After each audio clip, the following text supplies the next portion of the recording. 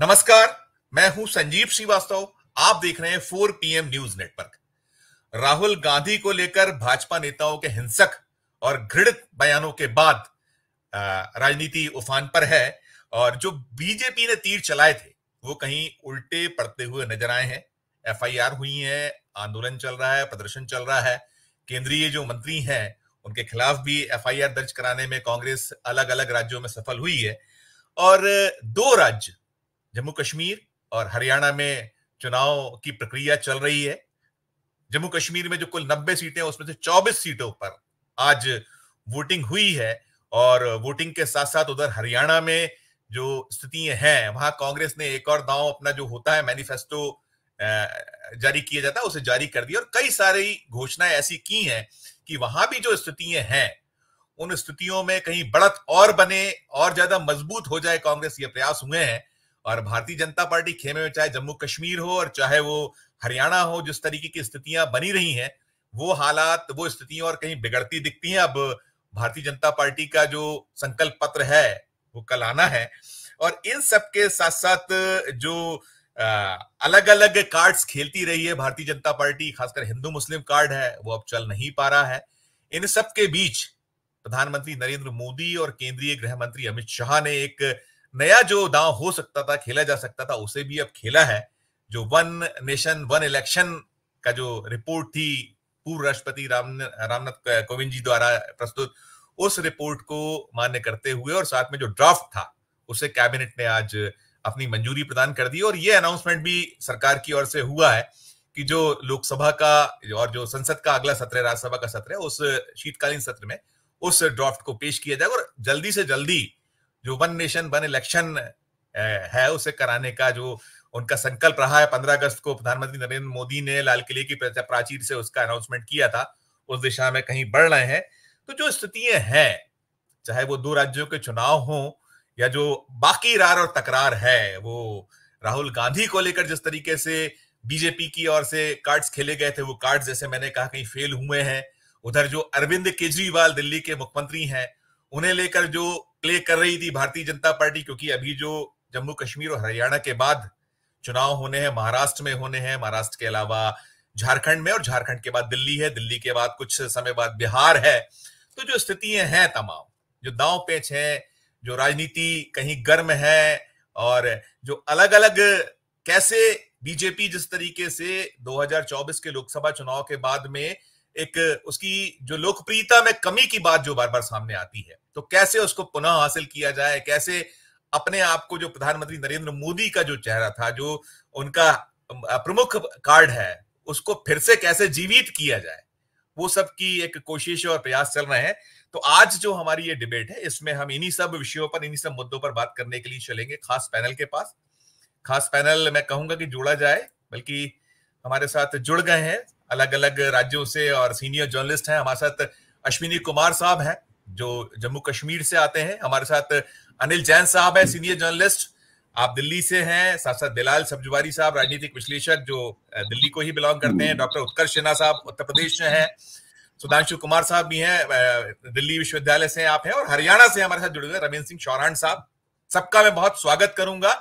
और जो हमारा पैनल है, हमारे साथ में अनिल जैन साहब अभी पहली बार जुड़े हैं लंबे वक्त के बाद, दौर के बाद। बाकी जो हमारा दर्शक वर्ग है आप सबको सुनता है, दीर्घ अनुभव आप लोगों का अपने अपने क्षेत्रों में है और शानदार बोलते हैं, जानदार बोलते हैं, खरा खरा बोलते हैं। मैं शुरुआत जम्मू कश्मीर चलते हुए करूंगा, अश्विनी जी के पास चलूंगा। अश्विनी सर, आज 24 सीटों पर जो वोट पड़े हैं और एक बड़ा अच्छा खासा वोटिंग हुआ है, लंबे वक्त 2014 के बाद चुनाव वहां हो रहे हैं, तो जो वोट हुआ है कैसे उसको देखा जाए, कैसे लिया जाए, क्या इसकी संभावना है, और जो निकल कर आता है उसमें यह निकल कर आता है कि भारतीय जनता पार्टी के लिए बहुत अच्छी खबरें वहां से निकल कर नहीं आ पाई। आपकी प्रतिक्रिया से शुरुआत अश्विनी सर। जी संजीव जी, सही बोला आपने कि जम्मू कश्मीर में करीबन 10 साल के बाद यहाँ पर विधानसभा के चुनाव होने जा रहे हैं और आज जो पहला फेज है उसमें 24 सीटें हैं, जिसमें से जो है कश्मीर की ज्यादा सीटें हैं, 16 सीटें हैं और जम्मू की 8 सीटें हैं।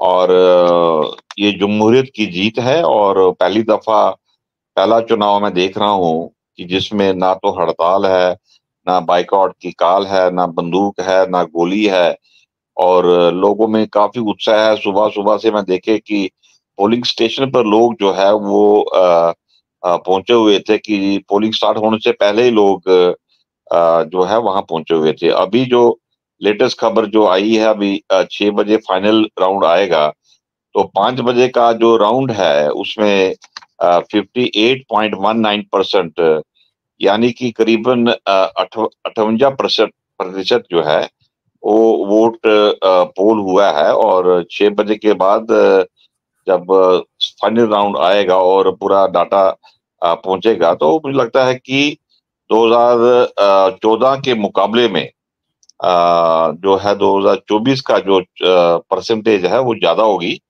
अब कितने परसेंट ज्यादा होगी ये तो फाइनल जब फाइनल जी 1990 सीटों में चुनाव होगा। बट लास्ट टाइम जो तो 2014 में 65% था। तो अभी आप देखिए कि 58% चला है 24 सीटों में। और कश्मीर में जो सबसे ज्यादा जो इंटरेस्टिंग बात है कि आज के जो चुनाव हैं इसमें से काफी फीमेल कैंडिडेट भी हैं। करीबन जो टोटल जो कैंडिडेट है 219 कैंडिडेट हैं, और जिसमें 90 कैंडिडेट जो है इंडिपेंडेंट कैंडिडेट हैं, और 4 फीमेल कैंडिडेट हैं, जिसमें से इम्पोर्टेंट जो है महबूबा मुफ्ती की डॉटर, जो कि सबसे यंगेस्ट कैंडिडेट है, और इत्तेजा मुफ्ती जो कि बीज बिहारा से फैमिली की जो सीट है वहां पर उसके नाना भी थे, उसकी माँ भी थी, अब वो लड़ रही है। शगुन परिहार है जो कि किश्तवाड़ से चुनाव लड़ रही है, बीजेपी की कैंडिडेट है, और परिवार बंधु जो है उनकी बेटी है। 2018 में दोनों भाइयों को आतंकवादियों ने मार दिया था, वो लड़ रही है। सकीना इत्रू जो नेशनल कॉन्फ्रेंस की पूर्व मंत्री भी रही है, काफी सीनियर पोजीशन में थी, डीएच पूरा से लड़ रही है, वो भी एक इम्पोर्टेंट कैंडिडेट है। और सबसे ज्यादा पूजा ठाकुर है, जो कि नेशनल कॉन्फ्रेंस की सीट है, जहां पर कि वो बॉर्डर इलाके से जो है किश्तवाड़ डिस्ट्रिक्ट में है, और जहां पर कि प्रधानमंत्री और अमित शाह जी भी वहां पर कैंपेन करने गए थे, और बड़ी छोटी सी कॉन्स्टिट्यूंसी बनी है, नई कॉन्स्टिट्यूंसी बनी हुई है। तो आप जी देखिए कि जिस तरह से चुनाव आयोग ने लोकसभा के चुनाव के बाद ये बताया था कि जम्मू कश्मीर में जब चुनाव होंगे, उनको एक प्रिडिक्शन लग रही है, जिस तरह से लोगों का उत्साह है कि वो जम्मू कश्मीर में जो है परसेंटेज पोलिंग का परसेंटेज ज्यादा बढ़ेगी। जाहिर है कि इस दफा बढ़ेगी, और जिस तरह से लोगों में उत्साह था, और डिफरेंट डिफरेंट पॉलिटिकल पार्टी वाले डिफरेंट डिफरेंट वर्जन बोलते हैं। कुछ का कहना है कि 370 के खिलाफ ये वोट आज डला है। और सबसे इंटरेस्टिंग बात है कि इस दफा चुनाव में जो नई चीज आई है कि जो जमाती इस्लामी जिसने कि 87 के बाद बिल्कुल बाइकआउट किया था। हालांकि लोग कह रहे हैं कि जमाती इस्लामी ने पहली दफा इलेक्शन लड़ा, जो कि गलत है। जमाती इस्लामी के 67 से जो है लगातार चुनाव लड़ रहे थे अप टू 87, और उसमें 87 में इनके 4 लोग मुस्लिम यूनाइटेड फ्रंट के नाम से जीत के आए थे। उससे पहले सईद अली शाह गिलानी, मैंने उनको 83 में भी देखा है असेंबली में बोलते हुए, तो जमात इस्लामी के नाम से जीत के आए थे। अब जमात इस्लामी पर बैन लगा हुआ है, मगर इस दफा करीबन 7 कैंडिडेट जो है जमात इस्लामी ने इंडिपेंडेंट तौर पर उनको खड़ा किया है, जिसमें कि काफी सीनियर लोग हैं जमात इस्लामी के। और वो सबसे ज्यादा खतरा जो है पीडीपी और नेशनल कॉन्फ्रेंस को होगा, क्योंकि जमात इस्लामी का वोट बैंक जो था ज्यादा से ज्यादा ट्रांसफर जो होता था पीडीपी को जाता था, जो कि 2014 के चुनाव में पीडीपी ने इसी वजह से 28 सीट्स ली थी वैली में। और इस दफा जो है वो जमात इस्लामी का साइलेंट वोट जो है वो अपने कैंडिडेट्स को डलेगा। तो जो 5 से जो उनका क्लेम है करीबन 5 से 7 सीटें वो जीत जाएंगे। और साथ से सबसे ज्यादा इंटरेस्टिंग स्टोरी ये है जो इस चुनाव में जो पहले कभी नहीं हुआ कि फर्स्ट टाइम अवामी इत्तेहाद पार्टी, जो कि इंजीनियर रशीद की पार्टी है, जिसने काफी जगह अपने कैंडिडेट खड़े किए हैं, और बारामूला पार्लियामेंट्री कॉन्स्टिट्यूंसी में अभी 14 विधानसभा चुनाव में उसने लीड ली थी। उसने और जमात इस्लामी ने एक अलायंस किया है, जिस तरह से कांग्रेस और नेशनल कॉन्फ्रेंस का अलायंस हुआ, उसी तरह से सेपरेटिस्ट का भी अलायंस हुआ है कि हम अपना वोट बैंक खराब ना करें। तो जाहिर है कि जहां पर जमात इस्लामी का कैंडिडेट यानी कि इंडिपेंडेंट कैंडिडेट खड़ा है, वहां पर जो है उसको इंजीनियर रशीद जो है सपोर्ट करेगा, और जहां इंजीनियर रशीद का कैंडिडेट होगा और जेआई का नहीं होगा तो जेआई वाले उसको सपोर्ट करेंगे। तो लगता है कि मुझे अगर ये सारा ठीक रहा इनका, तो दोनों पार्टियां करीबन 10 एमएलए जो है उनके चुन सकते हैं इस विधानसभा में, जो कि लग रहा है जिस तरह से उनका चल रहा है। तो जो कि सबसे ज्यादा लॉस जो है नेशनल कॉन्फ्रेंस और कांग्रेस को होगा। कारण ये है कि कश्मीर वादी में नेशनल कॉन्फ्रेंस का दबदबा ज्यादा था, उसके बाद पीडीपी का दबदबा था, और दोनों को काटने के लिए जमात इस्लामी और इंजीनियर रशीद की अवामी इत्तेहाद पार्टी चुनाव में कूद चुकी हुई है। और हालांकि इंजीनियर रशीद अभी 2-4 दिन पहले ही रिलीज हुए हैं तिहाड़ जेल से, बट 3-4 दिन में उसने काफी कमाल करके बताया है, और पूरा वो लोग जो यूथ काफी उसके पीछे चल रहे हैं। अब देख रहे हैं कि वो वोट बैंक क्या ट्रांसफर होगा कि नहीं होगा, क्योंकि पीडीपी और एनसी ने मार्केट में र्यूमर चला दी हैं और कह दिया है कि ये जो है दिल्ली का बंदा है और बीजेपी की बी टीम है। तो कश्मीर में एक बड़ा अच्छा सिस्टम है कि अगर र्यूमर फैल गया और लोगों के दिमाग में ये आ गया कि दिल्ली का बंदा है या बीजेपी का बंदा है, फिर आपको वोट कोई नहीं देगा। तो लोग कितना सीरियस से उसको ले रहे हैं, तो वो देख रहे हैं। वो चुनाव में ही वोट में लोग बड़े साइलेंट है वहां पर। वो आपको कुछ बोलेंगे और करेंगे कुछ। आपको बोलेंगे कि हम बीजेपी को वोट डालेंगे, मगर अपने मन से डालेंगे वो कहाँ डालेंगे। तो इसकी वजह से ये जो इलेक्शन है बड़ा इंटरेस्टिंग इलेक्शन होगा, क्योंकि हमने भी करीबन 30-40 साल से मैं भी देख रहा हूँ कि कौन किधर जा रहा है। और हालांकि जम्मू की 8 सीटें हैं जो कि डोडा डिस्ट्रिक्ट की हैं, वो भी काफी क्रुशियल है, और बीजेपी पूरी कोशिश में लगी हुई है कि 8 में से कम 4-5 सीटें वो ले सके। बट जिस तरह से बीजेपी के अंदर की लड़ाई चल रही है और एक दूसरे को काट रहे हैं, और वहां पर वोट बैंक काफी डिवाइड हो रहा है। जो कैंडिडेट जो लाइन में थे, जिनको टिकट मिलनी थी, उनको टिकट नहीं मिली है, तो वो लोग खिलाफ काम कर रहे हैं। उसकी वजह से बीजेपी का जो है वहां शेयर कम होगा। जी संजय जी। ओके, बिल्कुल बिल्कुल बिल्कुल। मैं दूसरी बार भी आपके पास लौटूंगा, पूछूंगा। मैं चाहूंगा, अनिल जी भी निरंतर लिखते हैं जम्मू कश्मीर पे, और काफी आपकी टिप्पणी है, आपका जो उसके बारे में विश्लेषण है, बहुत सटीक और सटायर होते। अनिल सर, क्या कुछ माना जाए, जिस तरीके से मैंने जैसे पूछा अश्विनी जी से, कि एक जो उत्साह दिखा है वोटरों में, और जो चुनाव है, आपने कहा भी है अश्विनी जी ने कि वहां जो चाहे 370 हो, लेकिन इसके साथ साथ स्टेटहुड भी एक बड़ा इशू है। स्टेटहुड के साथ साथ जो है बीजेपी ने कोशिश की है कि आतंकवाद वर्सेस बनाया गया है, कि आतंकवाद वर्सेस ऑल। क्या सूचना है, किस तरीके की खबरें निकलती हैं, क्या माना जाए जो आज के फेस के जिस तरीके से अब तक की सूचना है उसके अकॉर्डिंग आपको क्या, आपकी विश्लेषण क्या कहता है अनिल सर? स्टेटहुड तो एक बड़ा इशू है ही, उसके साथ साथ एक बड़ा इशू आर्टिकल 370 बहुत बड़ा मुद्दा है। जी जी। हालांकि उसकी वापसी होना अब बहुत आसान नहीं है, और लेकिन अश्विनी कुमार जी ने जो एक अभी जो बात बताई है, जमात इस्लामी के उम्मीदवार जहां जो अप्रत्यक्ष रूप से चुनाव लड़ रहे हैं, क्योंकि जमात इस्लामी तो वहां बैन है, तो उस नाम से तो वो लड़ नहीं सकते, लेकिन उनके करीब 12-15 उम्मीदवार जो है वहां पर चुनाव लड़ रहे हैं। इंजीनियर राशिद का उसको सपोर्ट है। इंजीनियर राशिद को बीजेपी ने ये कहा जा रहा है कि उसको चुनाव के लिए जो है वो जब अंतरिम बेल दिलवाई है, रसद भी दे रही है जी, रसद भी मिल रही है बीजेपी की ओर से, ये भी एक आरोप या हाँ, सूचना और केंद्रीय एजेंसियों ने उसकी जमानत, निचली अदालत से जमानत हुई तो उससे जमानत के खिलाफ ऊपरी अदालत में कोई अपील नहीं की, जबकि दूसरे सारे मामलों में जब निचली अदालत बेल देती है तो केंद्रीय एजेंसियां भागकर जो है वो ऊपरी अदालत में जाती है और जमानत रद्द भी करवा लेती है। लेकिन इस मामले में जो है वो कुछ नहीं हुआ। तो ये सीधा सीधा ये है कि बीजेपी तो नाउम्मीद हो चुकी है कि उसको वो सरकार नहीं बना सकती है, लेकिन वो अब उसका पूरी कोशिश ये है कि कांग्रेस और नेशनल कॉन्फ्रेंस जो है वो किसी तरह से वहां पर सरकार न बना पाए, और इसीलिए वो अप्रत्यक्ष रूप से जमात इस्लामी के जो उम्मीदवार चुनाव लड़ रहे हैं उन्हें भी सपोर्ट कर रही है, इंजीनियर राशिद उन्हें सपोर्ट कर रहे हैं।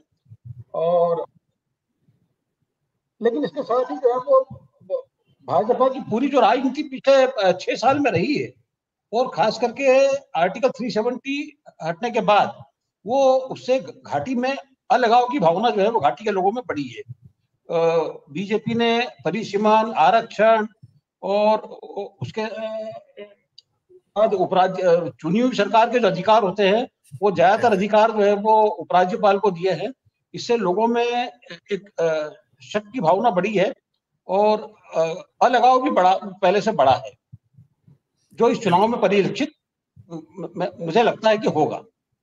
बिल्कुल बिल्कुल बिल्कुल बिल्कुल बिल्कुल। मैं दोबारा आपके साथ लौटूंगा। मैं हरियाणा जाना चाहूंगा। मैं उत्कर्ष सर और बेलाल सर या सुधांशु जी के पास आने के पहले रविंद्र जी, हरियाणा में भी हालत खस्ता है, और अब आज जो मैनिफेस्टो आया, और मैनिफेस्टो में जैसे 300 यूनिट बिजली मुफ्त, 25 लाख का इलाज मुफ्त, 6,000 रुपए दिव्यांग विधवाओं को, महिलाओं को पैसा, गैस सिलेंडर, तो ये कितनी मुश्किलें और बढ़ाएगा। और कल जो मैनिफेस्टो आना है भारतीय जनता पार्टी का, जो संकल्प पत्र, क्या कुछ उम्मीदें या किस तरीके की वहां से खबरें निकल रही, क्या वो है, उस पर आप जरूर अपनी टिप्पणी करिएगा। रविंद्र जी। जी नमस्कार, सब पैनलिस्ट को भी नमस्कार। देखिए, हरियाणा में तो बीजेपी के लिए स्थितियां बहुत प्रतिकूल हैं।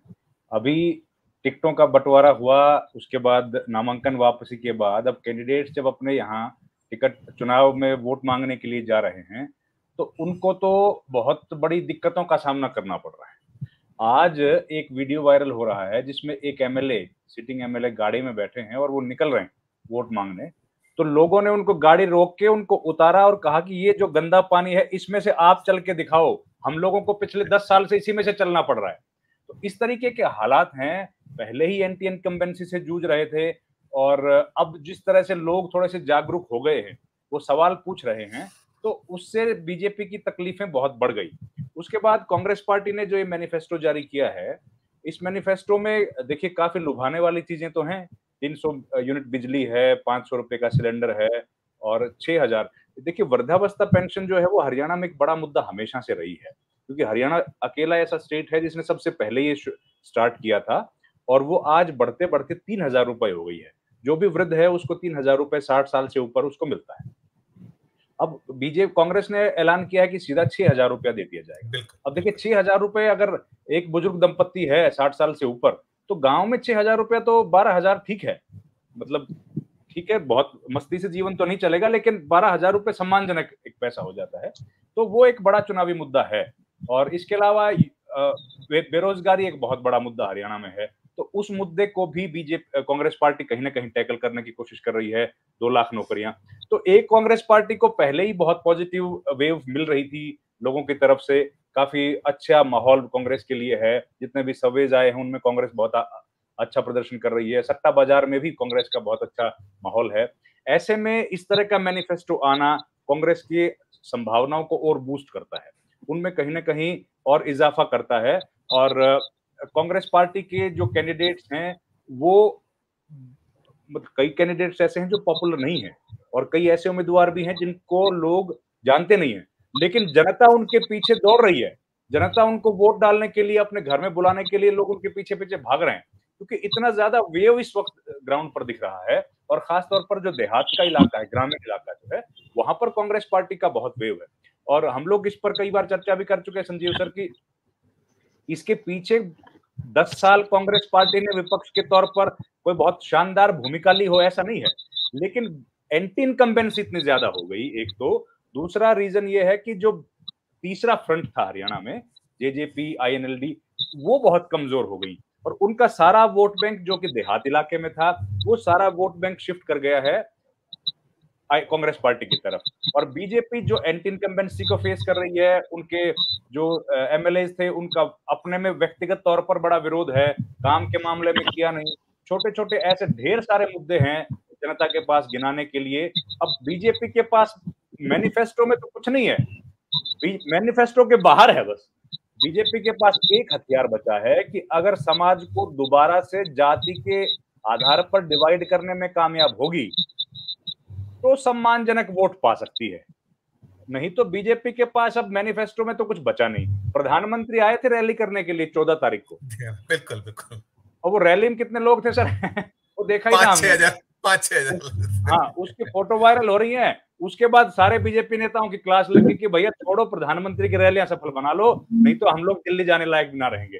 तो इस तरह के हालात 27-28 सीटें थी जिसको वो कवर अप कर रहे थे, ऐसा भी कुछ था शायद। 27-28 बिल्कुल, वो जिस इलाके के 23 विधायकों को बुलाया था उन्होंने, कैंडिडेट्स को, वो सारे आए थे स्टेज पे। अब 23 आदमी थे सर, हजार लोग ले आते तो भी सम्मानजनक हो जाता, वो अपने साथ उतने भी लेके नहीं आ पाए। और ये वो इलाका था जहां से मुख्यमंत्री चुनाव लड़ रहे हैं, लाडवा भी उसी के तहत आता है। तो ऐसी स्थिति में बीजेपी के लिए तो संभावनाएं लगातार घटती चली जा रही हैं। और पैनल बड़ा है तो मैं ज्यादा वक्त नहीं लूंगा सर, आज आखिरी बात बोलता हूं कि दोनों मेहमानों ने बहुत बढ़िया बात बताई कश्मीर के बारे में। बस दिल्ली से जुड़ी एक बात मैं बता देता हूं कि ये दोनों हरियाणा, हिंदुस्तान के इतिहास में बड़े कम ऐसे सांसद हुए हैं जिनकी शपथ लेते वक्त फोटो तक रिलीज नहीं की गई हो। उनमें एक तो इंजीनियर रशीद हैं, और एक जो पंजाब से जीते हैं, जो अभी डिब्रूगढ़ जेल में बंद हैं, उनका नाम क्या है सरदार जी, जो जी हाँ, अब अमनप्रीत जो है ना, ये जी, दो लोग ऐसे हैं जिनकी फोटो रिलीज नहीं की गई है। उसके अलावा नेता जब ये शपथ लेते हैं तो वैसे तो लाइव दिखाया जाता है, हालांकि कोर्ट के आदेश से हुआ ऐसा, लेकिन इनकी फोटो तक रिलीज नहीं की। मतलब इनको इतना समाज के लिए ठीक नहीं माना गया कि इनकी फोटो रिलीज करने से भी कुछ न कुछ लॉ एंड ऑर्डर का इशू हो सकता है। तो उन व्यक्तियों के साथ बीजेपी वहां जाके फिर इस तरह से टैसिट अंडरस्टैंडिंग कर रही है, तो उसका असर कितना होगा सर, देखिए वो तो समझ आ ही जाएगा सर।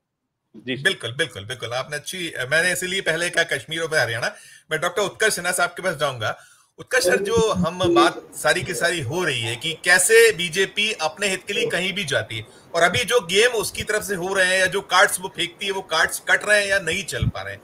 ऐसे ही अभी जब उन्होंने राहुल गांधी को लेकर जिस तरीके से एक माहौल क्रिएट करने की कोशिश की, वो पूरा तीर उल्टा पड़ा। कोई उसमें जितना बवाल हो सकता है और लोग उसे पसंद नहीं कर रहे हैं। तो अब कैसे ये इससे बांटने के लिए और क्या कुछ होगा, या किस तरह की संभावना है, कहां ये वापसी कर पाएंगे, कैसे कर पाएंगे, आपकी? देखिए, 3 मसले हैं संजीव जी। एक तो ये राहुल गांधी वाला मामला जो हुआ और बिट्टू ने जिस तरह से कहा, वो उनके ऊपर ही उल्टा पड़ गया। वो तो फिर उसके बाद पार्टी ने भी उसमें उसको नहीं बढ़ाया, क्योंकि वो अंदाजा लग गया था कि क्या है वो। और मैं अभी एक साइट पे एक आर्टिकल मैंने यही कहते हुए देखा कि भाई 3 बार कांग्रेस के टिकट पे अगर आप चुनाव लड़ चुके हो, आपकी लिगेसी, फैमिली लिगेसी कांग्रेस की हो, और आप जब बीजेपी आते हैं, चुनाव हारते हैं, फिर राज्यसभा जाते हैं और मंत्री बनते हैं, तो आपको ये भी प्रेशर होता है कि भाई आपको अपनी वफादारी साबित करनी है। उस चक्कर में आप कई कदम आगे निकल जाते हैं। तो वो हुआ रोनीत के साथ, लेकिन लोगों ने इसको नहीं, अब थोड़ा सा सीन बदला हुआ है। अब इस तरह की हेट स्पीच को बहुत कॉमन मैन भी बहुत ले नहीं रहा है। ये हम लोग अपने अगल बगल देख रहे हैं, इवन चाहे अपने सराउंडिंग में देखिए, सोशल मीडिया पे देखिए, तो उसमें उस तरह से पुश नहीं हो रहा, बल्कि कुछ लोग ये भी कह रहे हैं यार ये तो गलत बात है, ये बहुत गिरावट है, तो वो खारिज हो जाता है। इंटरेस्टिंग बात हमारे सीनियर्स ने बताई कश्मीर के बारे में, मैं इसमें खाली एक चीज जोड़ूंगा।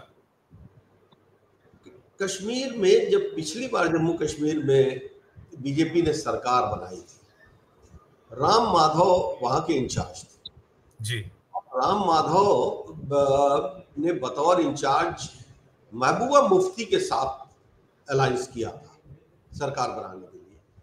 वो महबूबा जिसको उसके पहले भी सेपरेटिस्ट कहते थे बीजेपी, और वो गठबंधन टूटने के बाद भी उसको वही कहते।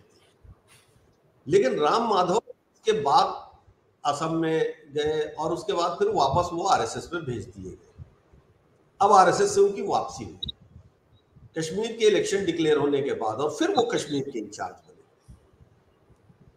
तो इंजीनियर राशिद या जमात इस्लामी की मैदान में आना ये बहुत क्लियर स्ट्रेटजी है, क्योंकि राम माधव की जो ट्रैक 2 है वो हमेशा उन लीडरान के साथ रही है जो फ्रंट पे बीजेपी से कन्फ्रंट करते रहे। तो महबूबा मुफ्ती सबसे बड़ा एग्जाम्पल है, और उनके साथ तो आपने 2.5 साल सरकार भी चलाई, 2.5-3 साल। तो राम माधव ने आने के बाद चैनलाइज किया। देखिए पिक्चर बड़ी साफ थी कि वैली के भीतर बीजेपी को क्या मिलना है क्या नहीं मिलना है ये सबको पता था।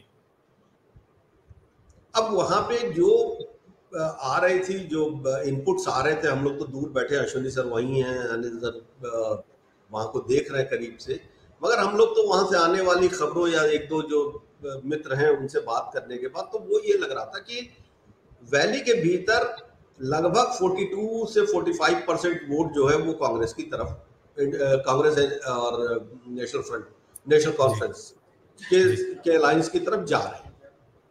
अब सवाल ये था कि ब्रेक अगर नहीं होगा तो कैसे काम चलेगा, एक बात।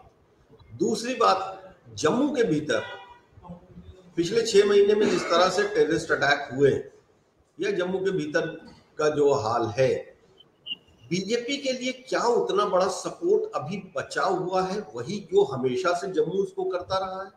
मेरी रुचि वो देखने में ज्यादा है। बिल्कुल, क्योंकि वैली के भीतर ये भी बात थी कि कोशिश ये की गई कि इंडिपेंडेंट कैंडिडेट्स इसलिए ज्यादा उतारे जाएं, उनको बैक एंड सपोर्ट भी दिया जाए, चाहे फाइनेंस की बात हो या अब इंजीनियर रशीद के बारे में बता ही दिया जाए साहब ने, तो हम उसके ऊपर बहुत नहीं बात करनी। मगर ये है कि ये एक स्ट्रेटजी थी कि अगर जम्मू में हम प्लस करते हैं और सरकार बनानी, तो जाहिर सी बात है कि नेशनल कॉन्फ्रेंस और कांग्रेस तो आएगी नहीं हमारे पास। अब महबूबा के साथ भी आना मुश्किल है, क्योंकि महबूबा वहां उतनी बड़ी फोर्स अब फिलहाल नहीं दिख रही है, हालांकि नतीजे क्या कहते हैं वो तो भी आने वाले टाइम की बात है, फिलहाल नहीं दिख रही। तो फिर कौन होगा वो खेवर हारी? जी जी। और वहां पर ये रोल आता है इनका। अब इंडिपेंडेंट भी कौन, भाई कुछ तो बेस होना चाहिए। तो राम माधव की वापसी, जमात का चुनाव में आना और इंजीनियर राशिद को पुश मिलना, इन तीनों को जोड़ के अगर देखेंगे तो वैली में बीजेपी की स्ट्रेटजी दिखाई दे जाती है। हरियाणा में रविंद्र जी ने इतना डिटेल कर दिया, उससे ज्यादा हम लोग क्या करेंगे, मगर मैं जो देख पा रहा हूं जी जी, वो एंटी इनकम्बेंसी और ये सारी चीजें तो हैं ही, वो तो अपनी जगह पे हैं। बीजेपी की आखिरी जो उम्मीद है वो, उसके तहत उसने राव इंद्रजीत को अहिरवाल में एक्टिव किया। वो 12 सीटों का जो इलाका है जहां पर बिरादरी का खेल, वही बात जो अभी रविंद्र जी कह रहे थे कि बिरादरी को कैसे वो टेकल करती है। और दूसरा आप देखिए कि बीजेपी जब जीती थी तो एक स्ट्रेटजी थी गैर जाट 32 बिरादरी को इकट्ठा करने वाली, और उसकी सफलता थी उस वक्त, क्योंकि हरियाणा की पॉलिटिक्स में जिस तरह से दबदबा जाट राजनीति का था उसको उसने इनकैश किया। जैसे यूपी में भी बिल्कुल वही स्ट्रेटजी थी, गैर यादव ओबीसी। हरियाणा में वही स्ट्रेटजी थी, गैर जाट 32 बिरादरी। अब वो चला, लेकिन सेकेंड राउंड में आते आते आपको चौटाला को लेना पड़ा अपने साथ। अब बीजेपी के पास रास्ता क्या था, तो उसने मायावती, फिलहाल बीजेपी, मैं बहुत ओपनली कहता हूं कि अभी भी Mayawati is playing in the hand of BJP. तो दलित जाट गठजोड़ की एंट्री हुई। सो वोट बांटने के अलावा ये गठबंधन क्या करेगा? अच्छा, कांग्रेस का जहां तक सवाल है ना कि अननोन कैंडिडेट के पीछे भाग रही पब्लिक। यूपी में हमने देखा पिछले लोकसभा चुनाव में, मतलब फतेहपुर सीकरी की सीट हो या ऐसी 3-4 सीटें ऐसी थी कि किस तरह से, भाई वो कैंडिडेट भी कोई बहुत पुराना नहीं, पॉलिटिकल बैकग्राउंड भी नहीं, और वोट मिल रहे हैं झोला भर भर के। तो पब्लिक ने कैंडिडेट देखना बंद कर दिया उसको। और ये भी नहीं कि कांग्रेस जीता हो, उसको ये बीजेपी हराओ। अब ऑप्शन और जाहिर सी बात है कि थोड़ा सा फर्क तो पड़ा है, चाहे राहुल गांधी के इमेज को लेके पड़ा हो या बहुत सारी चीजें, लेकिन ये जो फैक्टर है ना, बीजेपी इसको टैकल नहीं कर पा रही है।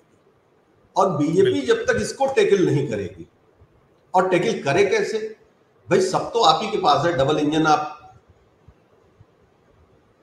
स्टेट में भी 10 साल से आप, सेंटर में भी 10 साल से आप, तो हरियाणा में तो डबल इंजन 10 साल से चल रहा है। अब उसके बाद भी अगर सड़क पे पानी है तो फिर वो उसके लिए तो नहीं कह सकते ना कि बाहरी ताकतों का हाथ है या राहुल गांधी तो छोड़ दीजिए, राजीव गांधी इस्तीफा दें, आप नहीं मान सकते, है ना। और तो अब आप देखिए बीजेपी के अटैक कहाँ है, वो इंडिविजुअल अटैक पे फिर वापस आ गई है।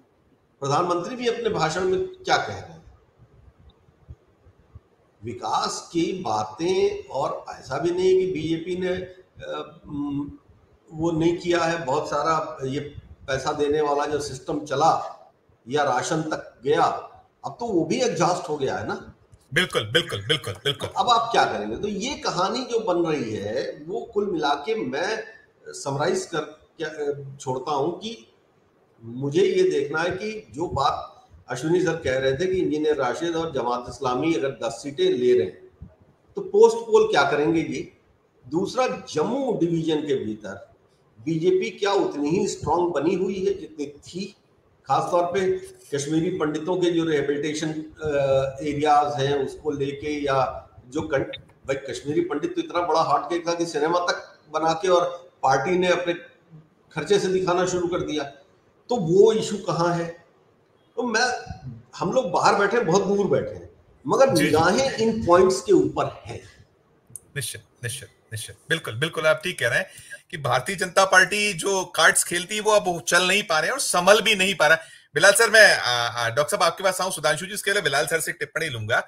हमने ये भी देखा, दिल्ली भी देख लीजिए, दिल्ली में कितना उन्होंने इस तरीके से पूरे का पूरा जो एक हवा क्रिएट कर रहे थे अरविंद केजरीवाल के छूटने के बाद, वो मुद्दा भी पूरी तरीके से ध्वस्त हो गया। वो अब उन्होंने ये भी घोषणा कर दी कि मैं मुख्यमंत्री निवास भी छोड़ दूंगा, तारीखें भी सुनिश्चित हो गई। तो हर तरफ ये कोशिश जितनी करते जा रहे हैं कि यहां से यहां से यहां, राज्य दर राज्य, महाराष्ट्र में हालत आपको दिख रही है, हम सब देख रहे हैं क्या स्थिति है। झारखंड दिख ही रहा था, झारखंड में थोड़ी सी उम्मीद बचती है कि उन्होंने जो तोड़फोड़ की। दिल्ली लेकिन पूरी तरीके से ध्वस्त हो रहा है। मैं दिल्ली को थोड़ा फोकस करके मैं चाहूंगा कि यहां जो कुछ हुआ है, जो ये रूपरेखा तैयार हो रही है, जो एक कोशिश हो रही है इनकी ओर से, वहां भी अब दिखता है कि वो भी जो था, इनके पास चेहरा था नहीं, और जो केजरीवाल के विरोध में जो किया करते वो भी हाथों से निकल गया है। आपकी टिप्पणी बिलाल साहब। संजीव जी, दरअसल जब आप अरविंद केजरीवाल के विषय पे बात करते हैं तो पहले हमें ये थोड़ा सा समझने की जरूरत है कि लोकसभा की जो परफॉर्मेंस रही कांग्रेस और आप पार्टी की, उसको अगर आप विधानसभा चुनाव से जोड़कर देखना चाहेंगे तब बिल्कुल दृष्टिकोण अलग होगा।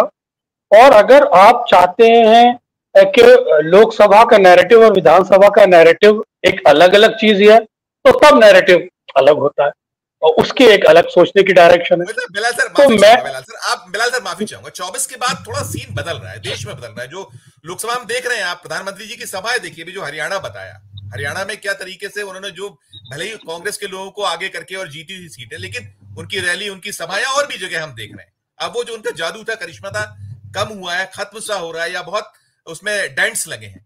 तो उस परिप्रेक्ष्य में दिक्कत तो फर्दर उसमें भी आनी कि आप कहीं मध्यावधि या ऐसे हालात पैदा होते हैं जिसकी की संभावना है, बार बार आप सरी के विश्लेषक या और भी जो हम पढ़ रहे हैं, देख रहे हैं, उसमें कहीं बन सकती हो सकती कि जब कभी उनके ये दो बैसाखियां हटेंगी तो क्या सीन बनेगा वो नहीं पता। तो इन सब के मद्देनजर दिक्कत तो है, दोनों को जोड़ के भी आप कर रहे हैं, तो बिल्कुल आप कंप्लीट कीजिएगा प्लीज।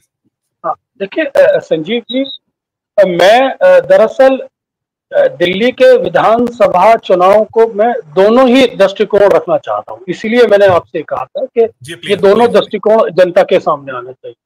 ये बात ठीक है कि प्राइम मिनिस्टर की इमेज देश के अंदर घट रही है और ये देश के सारे सर्वे भी बता रहे हैं, और आज वो करिस्मेटिक प्राइम मिनिस्टर नहीं रहे जो एक समय में हुआ करते थे। लेकिन ये बात तो फैक्ट है कि जिस तरह से पिछले सालों के अंदर केंद्र ने, खासतौर से भारतीय जनता पार्टी ने जिस रणनीति के तहत आप पार्टी के मुखिया केजरीवाल को घेरने की कोशिश की है, इफेक्ट तो उनकी छवि पे भी पड़ा है दिल्ली में, और उसको भी किसी हद तक डेंट करने में भारतीय जनता पार्टी कामयाब रही है। बावजूद इसके कि उनका जो आधार वोट है उसमें 19-20 का ही फर्क आया है, बहुत ज्यादा फर्क नहीं आया। लेकिन केजरीवाल जी की जो एक छवि होती है, यकीनन उसको हैमर करने में भारतीय जनता पार्टी कामयाब रही है। लेकिन मैं जो आपने स्ट्रैटेजी वाला सवाल पूछा, जिस तरह से उन्होंने इस्तीफा दिया, दरअसल आप इसको इस तरह से समझिए कि केजरीवाल, मैं व्यक्तिगत रूप से केजरीवाल को बहुत ही इंटेलिजेंट पॉलिटिकल यंग पॉलिटिशियंस में शुमार करता हूं, जिस एज ग्रुप में के वो हैं और जिस तरह से उन्होंने अपनी पार्टी का विस्तार किया, जितनी विपरीत परिस्थितियों में वो फाइट बैक करते हैं, उन्होंने कई बार करके दिखाया। और जिस तरह से उन्हें जेल में डाला गया, उनकी पूरी पार्टी को तोड़ने की कोशिश की गई, उनके इंपॉर्टेंट प्लेयर्स को सब जेल में डाल दिया, उसके बावजूद केजरीवाल जी के अंदर एक फाइटिंग स्पिरिट नजर आ रही है। तो मैं उस पर बात करना चाह रहा हूं। दरअसल आप इस चीज को ये समझिए कि दिल्ली के अंदर माहौल जो था वो पूरी तरह भारतीय जनता पार्टी ने नैरेटिव एक एस्टेब्लिश कर दिया था केजरीवाल के खिलाफ, और उस नैरेटिव को एस्टेब्लिश करने में उन्होंने कोई कसर नहीं छोड़ी थी। और आप इसको इस तरह से भी देखिए कि एक तरह की एंटी इनकम्पेंसी जनरेट करने की कोशिश की थी और चाहते थे कि केजरीवाल को जेल में रखकर चुनाव करा ले, इस्तीफा दे दे।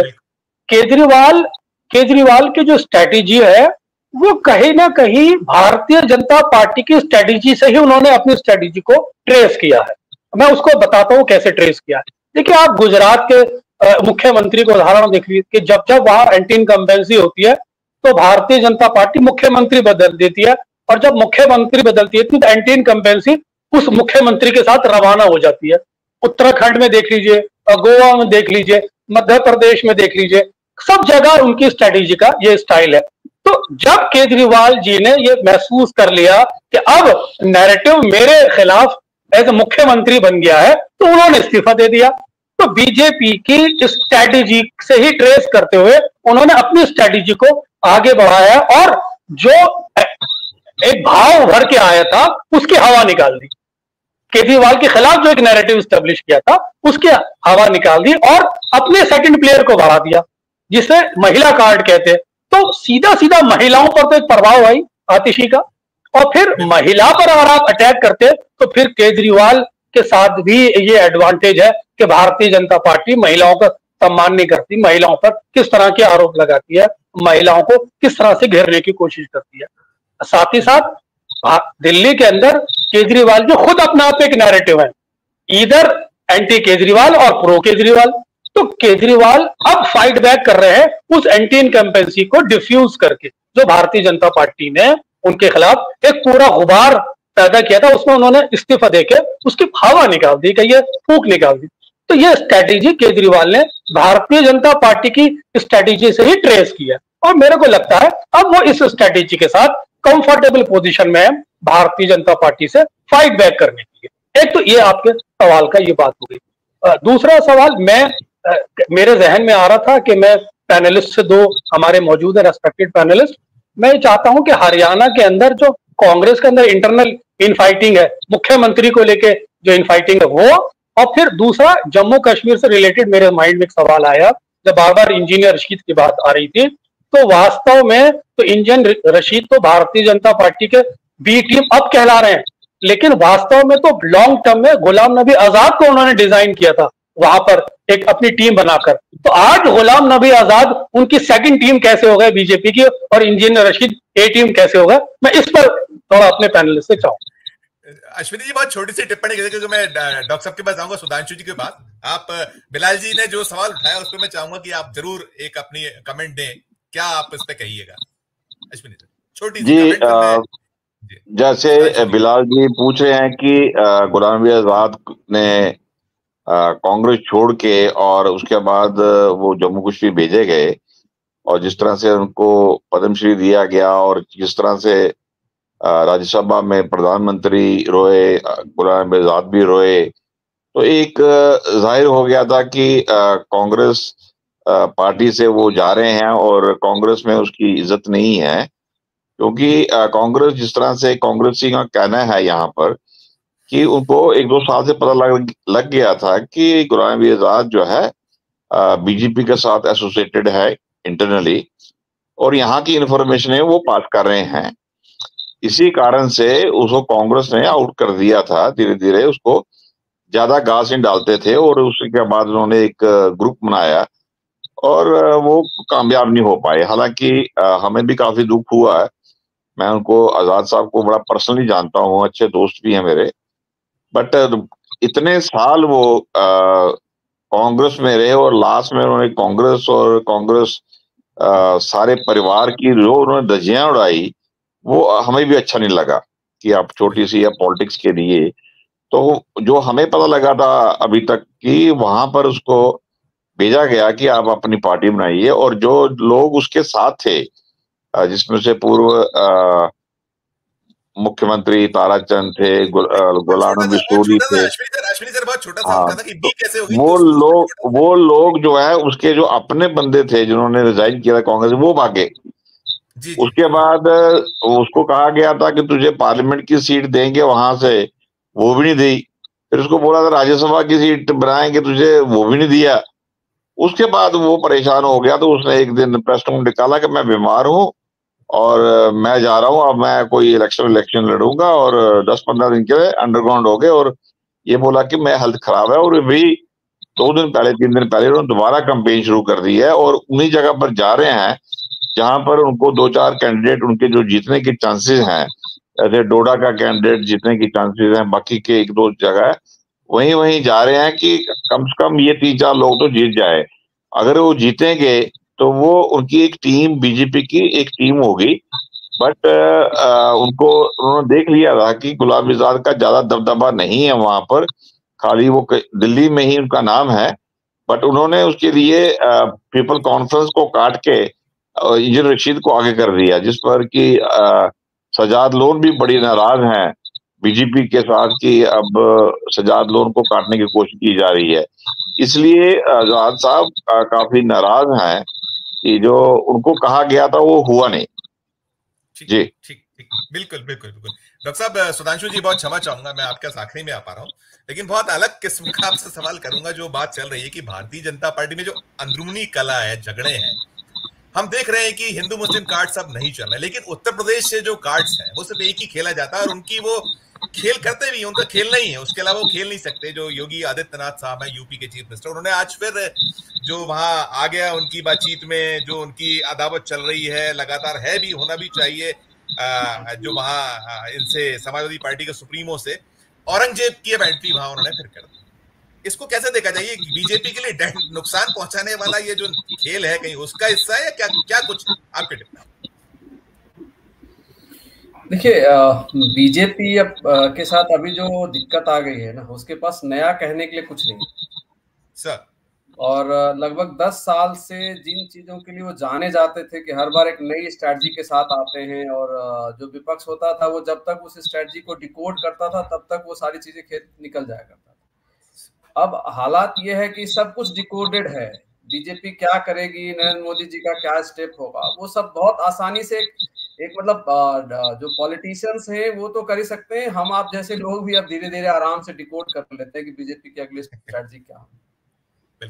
आपको बताऊं, जैसे आपने कहा ना उत्तर प्रदेश, ये झारखंड में नरेंद्र मोदी जी ने अभी 2 दिन पहले जाकर किया। जिस स्ट्रैटेजी पे ये चलते हैं, इनका जो नैरेटिव्स का एक कोर है हिंदू मुसलमान, वहां पर जाकर वो सवाल पूछ रहे हैं झारखंड में कि भैया यहाँ की डेमोग्राफी बदल गई, आदिवासियों की संख्या कम हो रही है और रोहिंग्या आकर जो है उनकी संख्या बढ़ रही है। प्राइम मिनिस्टर बोल रहा है देश। जी। अब कोई उनसे सवाल पूछे संजीव जी कि भाई रोहिंग्या को लाने में शिबू सोरेन या हेमंत सोरेन की क्या भूमिका होगी? बॉर्डर पे तो हेमंत सोरेन की पुलिस नहीं खड़ी है, बॉर्डर पे बॉर्डर सिक्योरिटी फोर्स खड़ी है ना। तो बॉर्डर सिक्योरिटी फोर्स आपकी 10 साल से खड़ी है, हमारी भी है। वो तो ये जब कह रहे हैं तब हम लोग कह रहे हैं, मतलब अन्यथा वो देश की सिक्योरिटी फोर्स है। लेकिन आप प्राइम मिनिस्टर हो, बॉर्डर पर बॉर्डर सिक्योरिटी फोर्स खड़ी है, वहां पर हेमंत सोरेन की झारखंड पुलिस खड़ी नहीं है, तो रोहिंग्या इंटर कर रहे हैं तो आप क्या कर रहे हैं जी वहां पर? ये तो सवाल उनसे कोई पूछेगा ना। दूसरा सवाल ये है, इन्होंने जो झारखंड से उनको तोड़ा है, सोरेन साहब को, चंपई सोरेन को, उनको उन्होंने आगे किया है। वो उनसे ये कहवा रहे हैं कि भैया डेमोग्राफी बदल जाएगी, आदिवासी जो है उनकी आबादी कम हो रही है। कोई उनसे ही पूछ सकता है कि 6 महीने तो सोरेन साहब चीफ मिनिस्टर थे और पिछले 5 साल से जो सोरेन साहब, हेमंत सोरेन की सरकार चल रही थी, उसके लगभग सेकेंड इन कमांड थे। तब आप क्या कर रहे थे? तो ये दरअसल मैं ये उदाहरण इसलिए आपको दे रहा हूं। और वही चीज है औरंगजेब, कोई नई बात नहीं है। और आपको पता है कि अब जो विपक्ष है उसने जो नैरेटिव्स खड़ा करने शुरू किए हैं। मैंने ये सवाल इसलिए किया कि ये जो उकसाना है ये बीजेपी का नुकसान करना ही हुआ ना, शायद मैं उस एंगल से बात कर रहा हूं। होगा। अब देखिए, कोई भी चीज की ना एक सीमा होती है। इसको जो वोटर है उसमें बहुत कान धर नहीं रहा है, नहीं, मैं आपको संजीव नुकसान कर रहा है। जी प्लीज। भावनात्मक मुद्दे जो होते हैं ना, जितने भी भावनात्मक मुद्दे, आप जिस तरह के भी भावनात्मक मुद्दे ले लो, उससे आप एक आध इलेक्शन, 2 इलेक्शन में तो प्रभाव डाल सकते हो। ये अगर आप सोचोगे कि आप मतलब आप और हम, मान लीजिए अभी कोई बात पे हमारा कोई गर्मा गर्म बहस हो जाए, तो उसकी एक सीमा होगी ना। थोड़े दिनों के बाद हम ठंडे दिमाग से सोचेंगे कि भैया ये क्या वाकई हमने जो कहा या उन्होंने जो कहा वो इतना जरूरी था क्या। तो अब देश उस बात को मंथन कर, और खास करके उत्तर प्रदेश जैसे राज्य में जहां पर एक नया नैरेटिव सेट किया जा चुका है और उस नैरेटिव ने पूरी सरकार को हिला के रख दिया। पीडीए और सोशल जस्टिस का नैरेटिव सेट है। आप देखो अखिलेश यादव मतलब इतना ओपन में आकर कि भैया फलाने कास्ट के लोगों को टारगेट किया जा रहा है, और चैनल पर आकर आप बोल रहे हैं एसटीएफ का मतलब जो है ना क्या, ठाकुर फोर्स और फलाना ठिकाना। तो नैरेटिव्स तो दूसरे चल रहे हैं। और मुझे लगता है कि आज के दिन उत्तर प्रदेश हो या अन्य राज्य हो, वहां पर अब ये नैरेटिव ज्यादा मजबूत हो चुका है। तो ये वही मैंने कहा कि अब चूंकि इनके पास नया कुछ नहीं है, इनको कोई नई चीजें क्रिएट नहीं कर पा रहे हैं, नया कोई धमाका जिसको कह सकते हैं चमत्कार लाने की जो कोशिश है वो ये कर नहीं पा रहे हैं। और आप देखोगे इसकी वजह है, जैसे मान लीजिए दिल्ली की अभी सब लोग चर्चा कर रहे थे, कोशिश कर ली, हर वो सारी कोशिशें इन्होंने कर ली, जेल भेज लिया, सारा चीज कर लिया। अब अरविंद केजरीवाल अगर आज के दिन में मतलब पॉलिटिक्स की जो मतलब समझदारी है, मुझे लगता है कि वो नरेंद्र मोदी से किसी मायने में पीछे रहने वालों में से नहीं है। उन्होंने भी एक नई स्ट्रैटेजी कर दी, भाई आए बाहर आए, कोई इसकी चर्चा नहीं कर रहा कि सुप्रीम कोर्ट ने क्या कहा है नहीं कहा है, चलो, पर उन्होंने एक स्ट्रैटेजी चली कि भैया हम रिजाइन करते हैं, अब नैतिकता के आधार पर जनता के बीच जाएंगे और जनता दोबारा से हमको चुन के भेजेगी। तो जो इन्होंने नैरेटिव्स करने की कोशिश की थी, अब उसके लिए वो खुद ही आ गए हैं हम अब सड़क की पॉलिटिक्स करेंगे। अब मतलब सत्ता में रह के मुझे लगता है अरविंद केजरीवाल ये करने की कोशिश रहेंगे सत्ता में, और पॉलिटिक्स विपक्ष वाली करेंगे, सड़कों पर घूमेंगे। यही स्ट्रेटजी उन्होंने बना ली कि भाई लीडर ऑफ, चूंकि सबको पता है कि आम आदमी पार्टी का मेन लीडर वो है, लेकिन वो कुर्सी पे नहीं बैठ रहा। वो क्या करेगा, वो जो है शीश महल छोड़ देंगे, चीफ मिनिस्टर का पोजीशन छोड़ देंगे, सड़कों पर जाएंगे, बीजेपी की जो चीजें हैं उसको उठाएंगे, उभारेंगे, और फिर दोबारा से जो है जनता को अपने हिसाब से। तो एक गहरी मतलब इनको जो मतलब आप ये समझ लो, और इसकी कोई काट बीजेपी के हाथ में है, मुझे ऐसा कोई दिखता नहीं है कि इसका कोई नया चीज लेकर। अब आप लीडरशिप के मायने में भी देखिए तो किसको उतार रहे हैं अरविंद केजरीवाल के खिलाफ। वो जो सुषमा स्वराज जी की लड़की है बांसुरी स्वराज, वो अभी पहली दफा मेंबर ऑफ पार्लियामेंट बनी है, आप उसको सामने ला रहे हो, उनसे बयान दिलवा रहे हो। तो अभी उतनी गहरी तो मतलब मैं वो कोई डिसरिगार्ड के सेंस में नहीं कह रहा हूँ, लेकिन पहली दफा मेंबर ऑफ पार्लियामेंट बनी है, तो अभी कहां से आप उनको टक्कर में लाकर खड़ा कर पाओ। जो दूसरी चीज है जो अभी एक देखिए, मैं अभी जब ये अश्विनी जी और बाकी लोग चर्चा कर रहे थे, इंजीनियर रशीद वाली, ये भी पुरानी पॉलिटिक्स है। आप बिहार को याद करिए, बिहार के लोकसभा चुनाव के दौरान जिनको नीतीश जी की सरकार ने जेल भेजा था, उन सबको बाहर लाया गया। नाम लेता हूं, विधायक हैं वो बिहार में, अनंत सिंह है ना, उनकी पत्नी विधायक है, पहले वो खुद विधायक थे।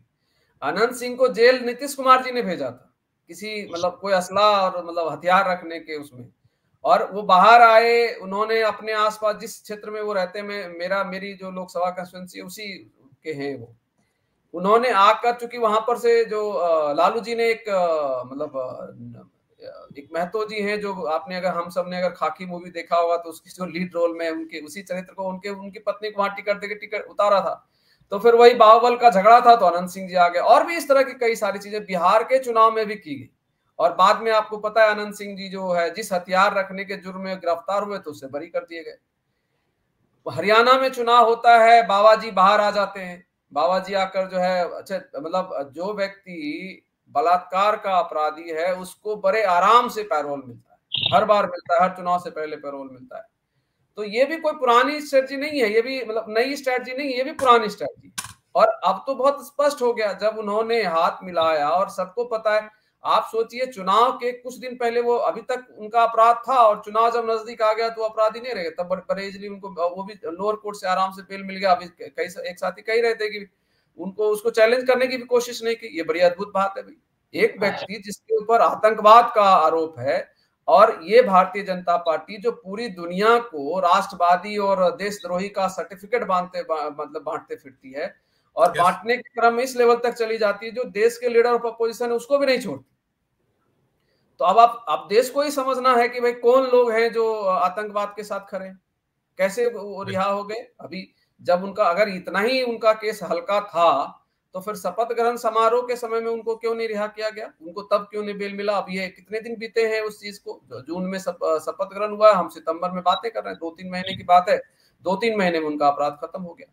तो इसको समझने में, और इसलिए जो दिक्कत सर इनको आ रही है, और जो आज के दिन में बीजेपी लगातार कमजोर हो रही है, क्योंकि बीजेपी ने जितने तरह के नैरेटिव्स खड़ा करने की कोशिश की थी, उन सारे नैरेटिव्स के ऊपर वो स्वयं खड़ी नहीं रही। भ्रष्टाचार के खिलाफ बात करेंगे, अपराध के खिलाफ बात करेंगे, महिलाओं के साथ होने वाले अपराध के लिए बात करेंगे, और बाकी आतंकवाद की और राष्ट्रवाद की, देशभक्ति की सारी बातें इन्होंने करी, और खुद से सारी चीजों के खिलाफ खड़े।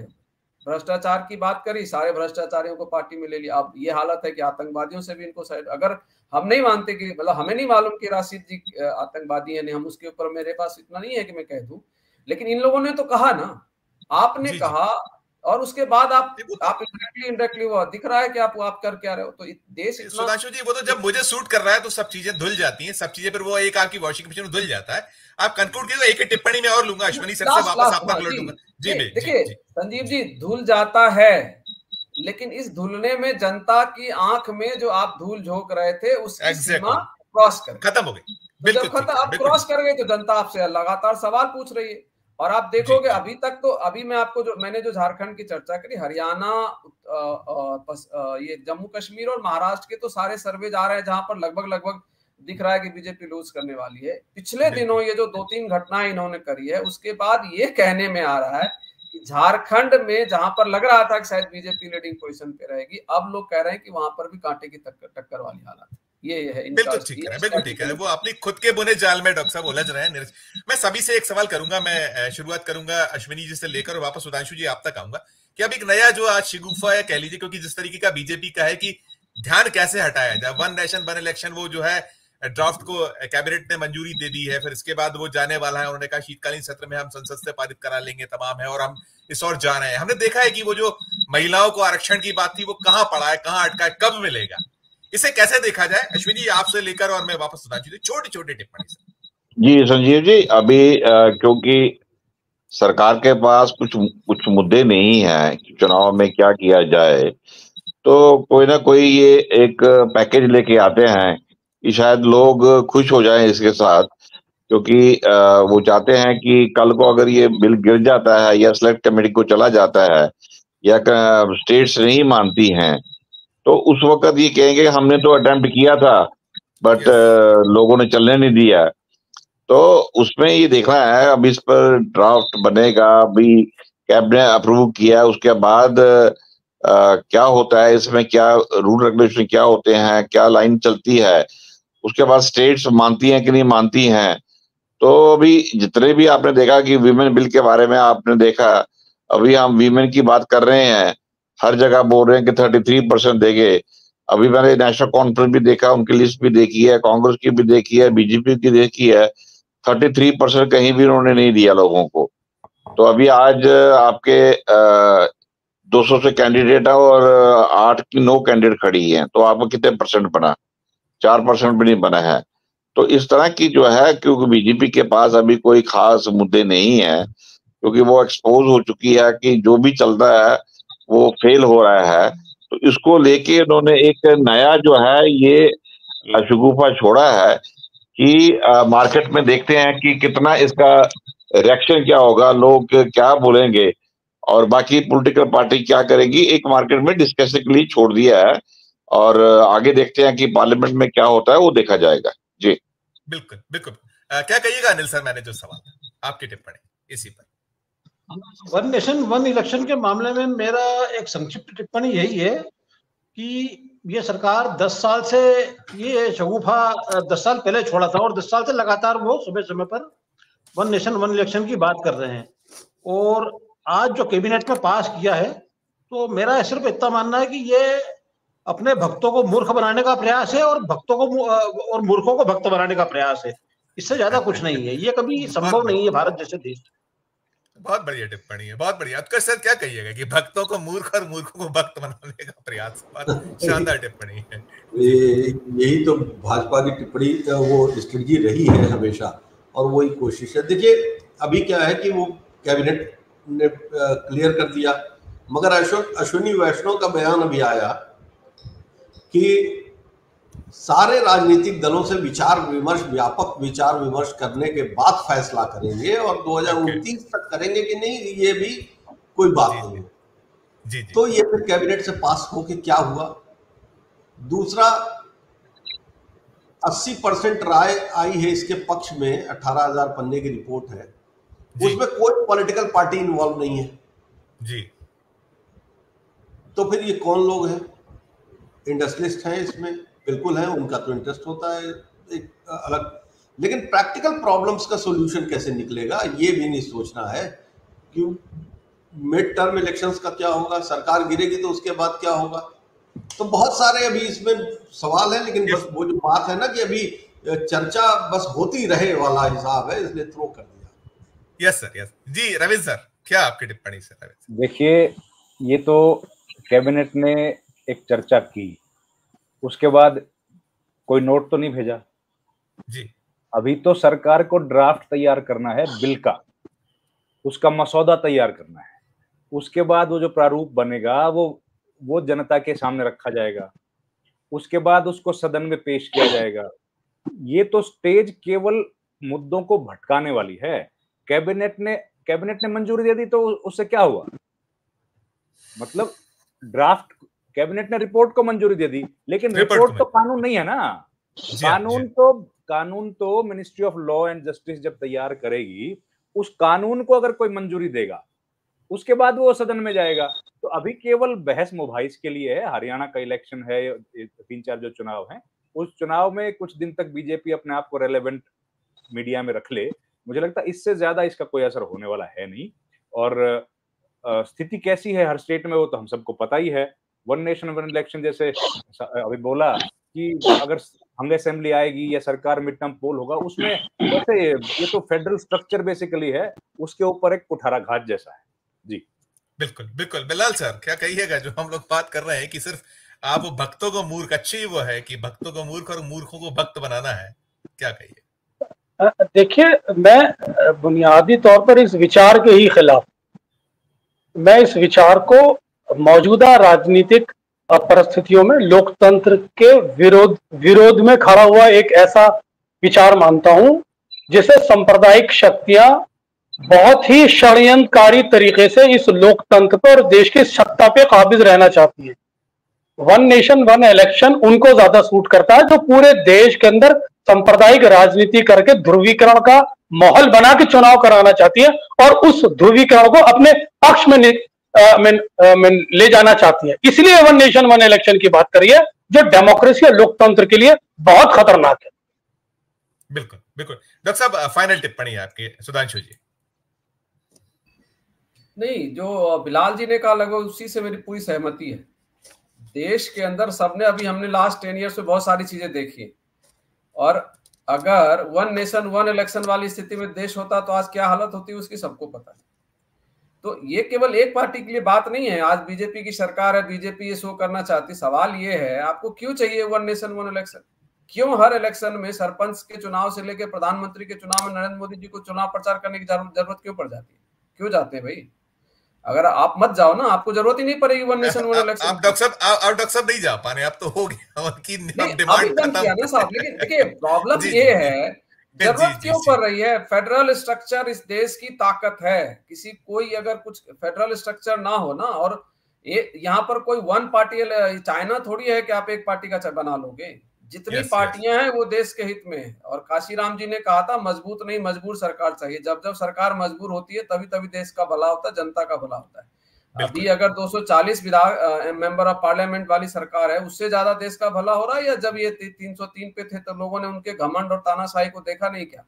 तो अगर वन नेशन वन इलेक्शन हो जाएगा, फिर इस तानाशाही का स्वरूप क्या हो? और किसी का भी हो सकता है। इसमें मान लीजिए हम इंदिरा गांधी जी को भी ले सकते हैं। जब इमरजेंसी लगा था, अगर उस समय भी ये चीजें होती, वन नेशन वन इलेक्शन, तब क्या हालत होता देश का? और आज जब जो इंडायरेक्ट इमरजेंसी लगी तब क्या होता? तो ये एकदम मतलब कम से कम भारत का लोकतंत्र अगर बचा हुआ है तो इसलिए बचा हुआ है कि यहाँ पर वन नेशन वन इलेक्शन नहीं है। मैं तो इसको इस तरीके से देखता हूँ, और बिल्कुल नहीं होना चाहिए।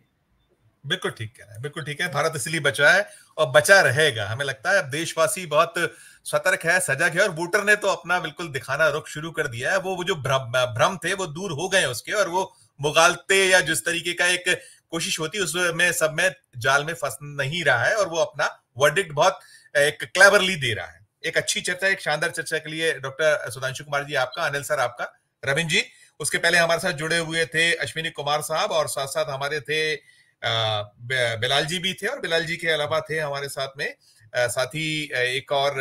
उन सबका मैं धन्यवाद अदा करूंगा। बहुत बहुत धन्यवाद, बहुत बहुत शुक्रिया, बहुत धन्यवाद। तो ये थी हमारी आज की चर्चा। हमारा अनुरोध यही होगा कि हमारे चैनल को लाइक कीजिए, सब्सक्राइब कीजिए, और यदि ज्वाइन का बटन नहीं दबाया तो ज्वाइन का बटन भी जरूर दबाइएगा। और साथ साथ जो हमारी ये चर्चा थी आपको कैसी लगी, ये हमारे वीडियो के डिस्क्रिप्शन बॉक्स में जाके बताइएगा। प्यार और स्नेह बनाए रखिए और देखते रहिए 4 PM न्यूज नेटवर्क। धन्यवाद, नमस्कार।